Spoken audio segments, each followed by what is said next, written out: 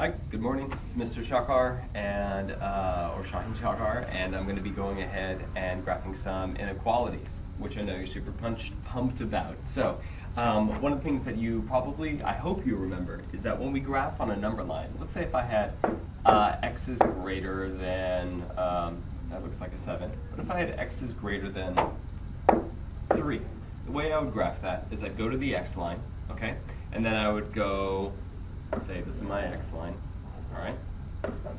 And let's say here's my 0, here's 1, here's 2, here's 3, here's 4, here's 5. Now according to this, x is greater than 3, I would go ahead and mark x at 3, and x is everything greater than 3. So I'm shading everything over here, okay?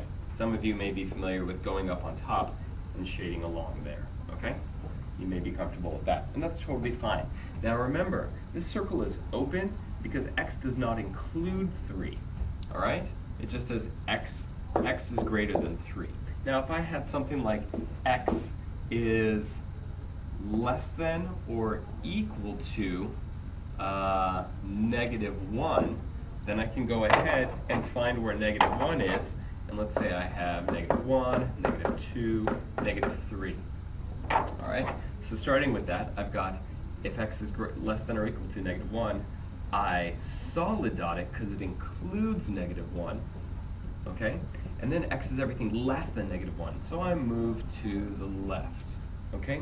And then I can test it and just double check.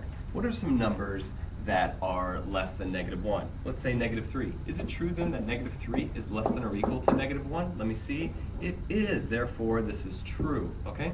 So we're going to be using this idea of test points coming up soon, okay? So, are you ready for this? Yeah, you're ready for this. Okay, so here we go. If I have an equation, and let's say it was something, or an inequality, and it was something that you're familiar with, and something that looked like slope-intercept 4, y equals mx plus b. But this time, let's, instead of using the equality, let's make it an inequality. Like y is, I don't know, less than mx plus b. Oh, buddy, I wonder what that's going to look like. I bet it's going to be exciting. So let me give you one like y is greater than or equal to 3x plus 1. Now, the first thing I want to do is go ahead and graph this out. I know that 1 is my y-intercept. So I go over here to, if these are all counting by ones, 1, 2, 3, this is 1, 2, 3, okay? Then I would go over here and mark my y-intercept as 1. Next, I see that my slope right here is 3, which means the same thing as 3 over 1. Remember, this is the rise, and this is the run. So therefore, I'm going up 3, 1, 2, 3, and over 1. I'm running 1.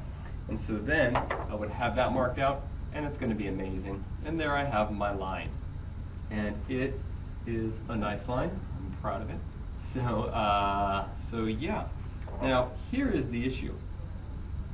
Okay? Because it's y is greater than or equal to, it's a solid line. Do you remember we talked about on the number line? Sometimes you'd have things like an open circle versus a closed circle.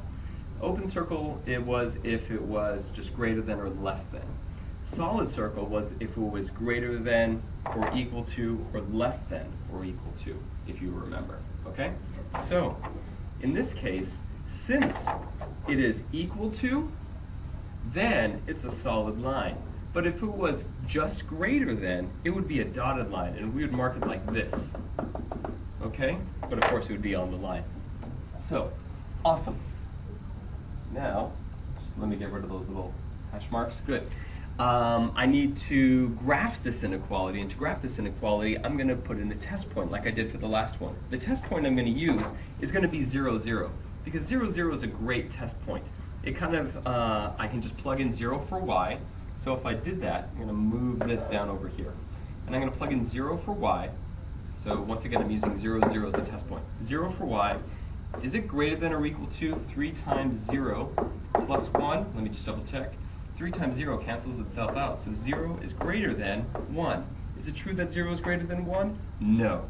Therefore, the shaded portion of this plane does not include this test point.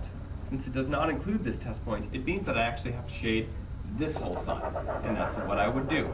I would shade this whole side, and it would be very exciting. Hopefully you have awesome creative little pens in which you can shade your half plane with happy faces. You know what I'm talking about. Alright, well, I hope you have just a wonderful happy face after this brief lesson on graphing inequalities, okay?